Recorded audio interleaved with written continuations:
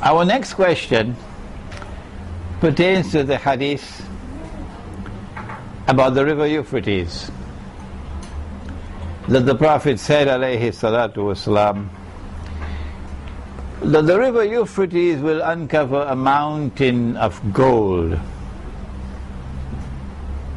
and that people will fight over that gold, and that 99 out of every 100 would be killed, and everyone will be saying, I hope I will be the one who will survive. But the Muslims must not touch that gold. And I have lectured on the subject and offered an opinion. And my opinion is that this is not to be understood literally. No. That we don't have to wait until the river dries up, and then from underneath the river will emerge a mountain of the metal. No. I'm saying that what is lying underneath the river, in that entire basin, is oil. And while there's oil in the North Sea, you don't have to remind me of that.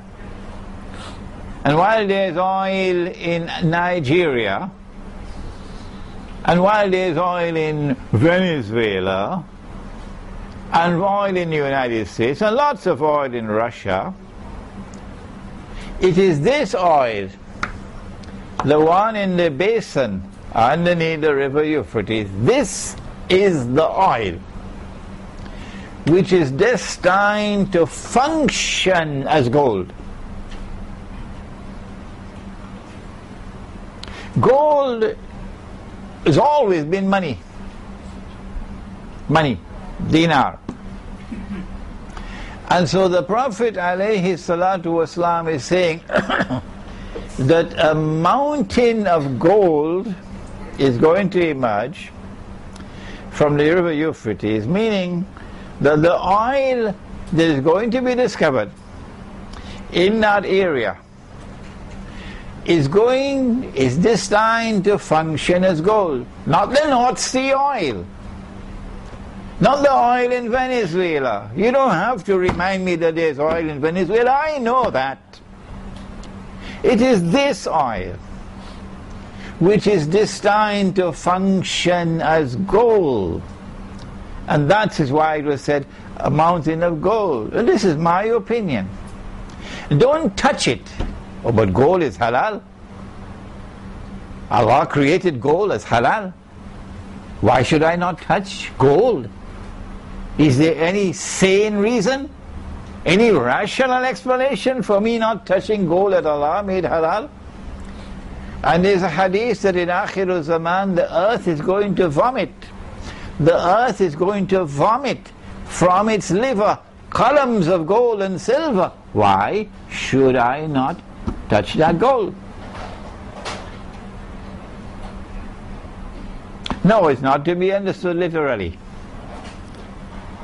What happened was that the Western world, the Zionist world, in search of achieving their ultimate objective of creating one world government that will rule over the whole of mankind,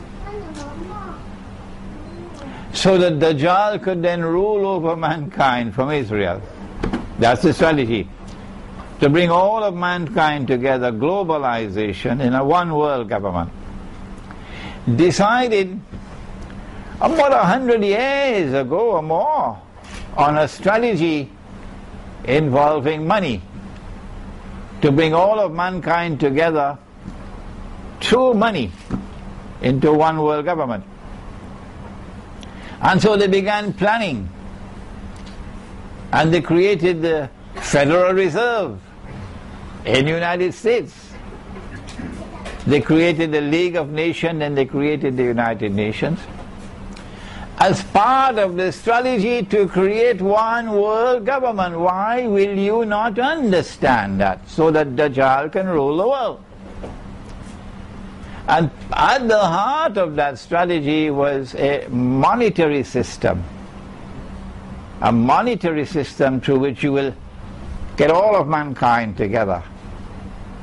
And that monetary system was formalized in a conference that took place in a place called Bretton Woods in upstate New York. And they brought the paper money into being, backed by gold, only the US dollar, backed by gold. And all the rest of the paper money in the world having no backing by gold. And even the US dollar is redeemable at $35 an ounce, but only governments can bring their dollars to Uncle Sam to have it redeemed into gold at $35 an ounce. But that was only window dressing. That was only dust in our eyes. And in 1971, I believe it was France that brought the money to ask the US dollar, the US government, to give us the gold. And the US government knew the game was up. It was a game of deception. The paper was bogus, it's fraudulent, it's haram. How many times must I say that? When will the scholars of Islam wake up and study the subject? If you study the subject, it's so easy to understand that the paper money that they brought to us was bogus, was fraudulent, was utterly haram. Why is it so difficult for them to understand it? But no, don't listen to Imran Hosein. No. In 1971, the United States had to renege on its obligations under Bretton Woods. So no, we're not going to redeem dollars for gold. And so now the US dollar could collapse. From the time there's any knock to the system and confidence is beginning to wane, the US dollar will lose value. So they had to think of something quick. And this is what they did. 1973 war between the Arabs and Israel. And there's quite some evidence of Zionist involvement in that war. And then there was the oil embargo that the Arabs imposed upon the United States. And then there was a deal between Henry Kissinger and King Faisal, which brought into being what is known as the petrodollar. The petrodollar. So no longer is the metal gold being used to back the paper. Now Faisal agrees. Faisal agrees without knowledge. He didn't have the knowledge, King Faisal rahimahullah, that Saudi Arabia will sell its oil for only US dollars. Haram. That's haram, that's haram, that's haram. Saudi Arabia will sell its oil only for US dollars. That's haram. And Saudi Arabia will get all the other oil producing Arab countries to agree to sell their oil for only dollars. That's haram, haram, haram. Nobody question it. No, nobody question it.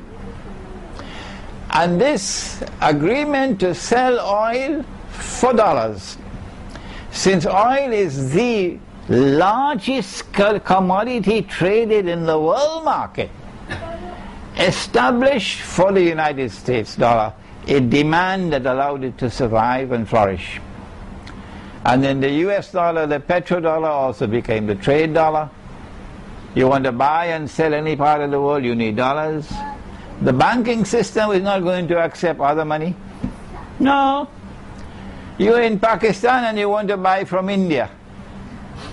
The Pakistani who wants to buy from India has to buy with US dollars.